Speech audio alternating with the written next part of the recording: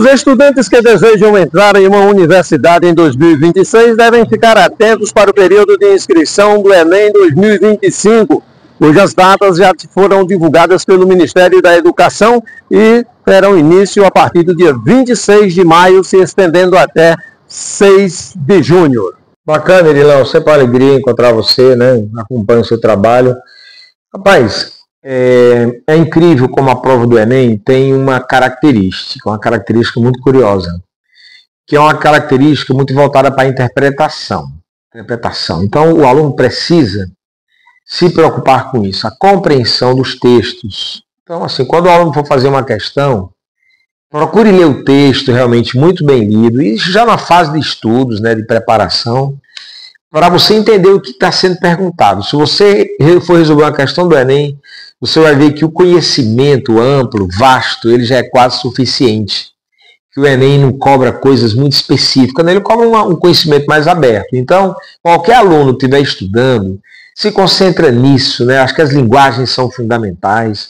Se você é bom em português, se você faz uma boa redação, a sua compreensão geral sobre a história do Brasil e a história do mundo são suficientes para você dar uma resposta bem balizada. Então, eu julgo que você se aprofundar em português, se aprofundar na redação, para você fazer uma boa prova de redação, que já representa 20% da nota do Enem.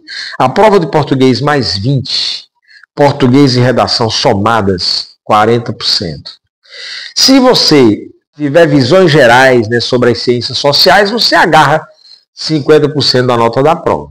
Aí vem o outro lado, que é o lado da matemática, né? Quer dizer, a matemática ela também já representa 20% da nota do Enem, sozinha a matemática, que aí você estando bem com a matemática básica, praticamente a matemática básica, a matemática do Fundamental 2, acrescida de mais algumas coisinhas, já botam você decidindo uma questão do Enem, desde que você seja um aluno que se dedique na hora da prova, inclusive, tenha paciência, leia a questão bem lida. Então eu vá se preparando para essa prova. No caso da prova de matemática, que eu tenho mais acesso, eu sugiro que você tente gabaritar uma prova inteira, para você se animar e ver como a prova não é bicho-papão, não é coisa do outro mundo. Ao contrário, ela tem 60% da matemática básica, mais uns 20% de um pouquinho de matemática mediana e, é claro, aqueles últimos 20% que você não é nem obrigado a fazer, mas você pode arriscar, de questões mais complexas. Então, se organizar, prestar atenção. Quando você vai estudar história, né, o que eu tenho que saber? Né? Quer dizer, o aluno precisa saber esses 20 últimos séculos, né, de Cristo para cá, um pouquinho depois. Dá para você mapear o mundo ocidental, que é o que cai na nossa prova. Né? Prestar mais atenção também, de modo em geral, na nossa história do Brasil, que é uma história que é cobrada agora de forma mais justa, né? Observando nossas diferenças, o que aconteceu com a escravidão aqui no Brasil, né? O que aconteceu com os indígenas. Os Enems têm atacado bastante essas questões também. Gilson, é importante que o estudante elabore essas estratégias de um plano de estudo?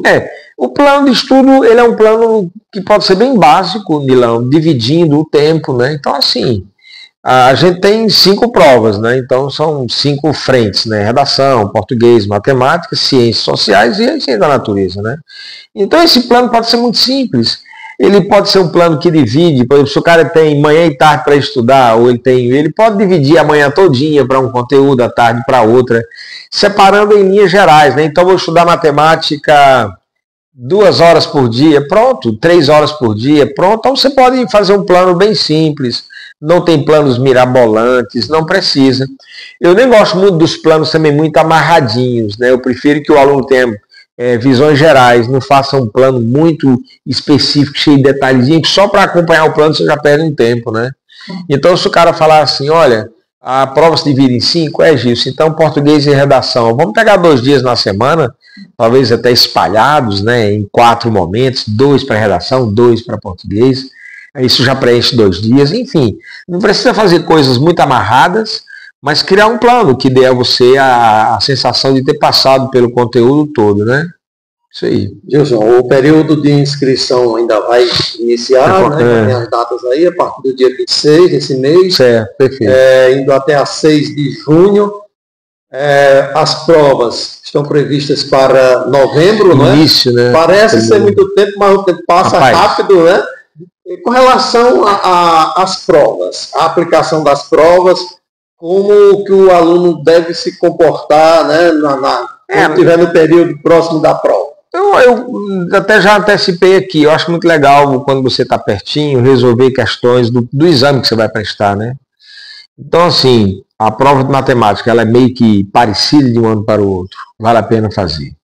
A prova de português é bom você fazer para você sentir o impacto que é responder uma prova de 45 textos, né? Porque é uma prova de 45 textos. Então, assim, é muito importante você fazer as provas quando estiver mais perto, para você não levar um susto na hora, né? Aquele choque de realidade. Meu Deus, essa prova é gigante. Ela é grande, mas ela é uma prova vencível, né? Então, assim, eu acho muito legal, assim, nos últimos 15 dias, no último mês, você começar a gabaritar provas inteiras para você sentir. Imagine, né, se o aluno faz ali já na véspera. A revisão de provas antigas. Tem muita questão, é muito importante, né? Na internet você encontra, né, as questões. Sim. Se você notar que tem um conteúdo, matemática básica no Enem, de repente você bota lá em PDF, exercício, aí vem uma lista imensa, né, de exercícios, né, já com gabarito às vezes. Então você tem esse material disponível, né? Se você está num grande cursinho, é muito importante você seguir a programação, né, que o cursinho está fazendo, né?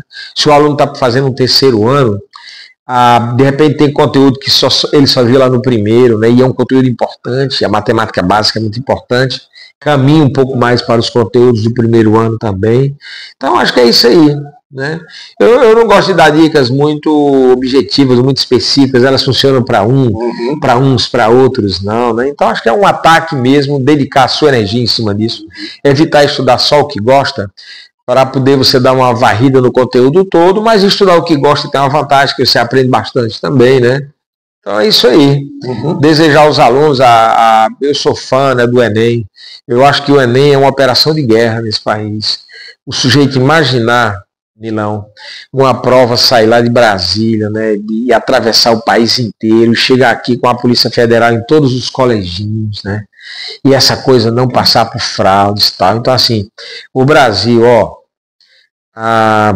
a nossa eleição, né, que você termina meia hora depois, uma hora depois, já a gente sabe a votação do país, e o Enem, a distribuição de energia no nosso país também, de energia elétrica, é um assunto que cai, inclusive, na prova de física, né?